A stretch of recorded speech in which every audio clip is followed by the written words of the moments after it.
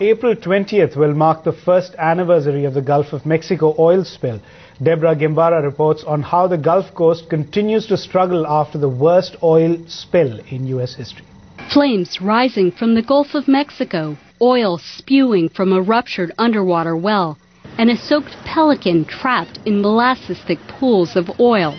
These are some of the most enduring images from the largest oil spill in U.S. history.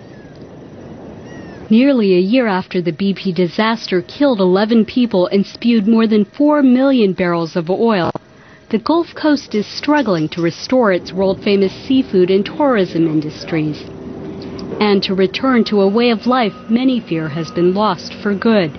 I'd like to go back to fishing, and I'd like to get more trips and, get the confidence from everybody to come back down to Venice and do your fishing because, naturally the weather's great right now. Wish I had a trip today instead of pulling wrenches, getting my hands dirty. BP has spent an estimated $41 billion in cleanup and compensation costs, but the environmental toll has been more difficult to quantify. Many have downplayed the impact on wildlife because few images from the Gulf have been as dramatic as those from the Exxon Valdez spill in Alaska. Marine biologist John Hocevar of Greenpeace believes the heavy use of dispersants, including the controversial Corexit, may have prevented a lot of the oil from surfacing, essentially creating an out-of-sight, out-of-mind effect. Most of the oil is still there in the Gulf today. It's in the water, it's on the sediment, it's on the seafloor. A lot of it's washed up into the wetlands, and it's still there. It's still being eaten by marine life today.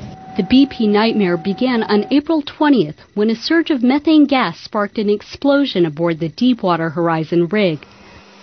The oil giant was widely criticized for ignoring warning signs, and its CEO, Tony Hayward, became a symbol of the company's perceived insensitivity. We're sorry for the massive disruption it's caused to their lives. And, there's no one who wants this thing over more than I do. I'd like my life back. The remark cost Hayward his job. After several failed attempts and after spewing oil for 153 days, the Macondo well was eventually capped on July 15th. In an instant, concerns about the spill's impact seemed to disappear from the national agenda completely. They're well aware that it took up to 4 years for some fisheries in Alaska to collapse after the Exxon spill. Deborah Gimbara, Reuters.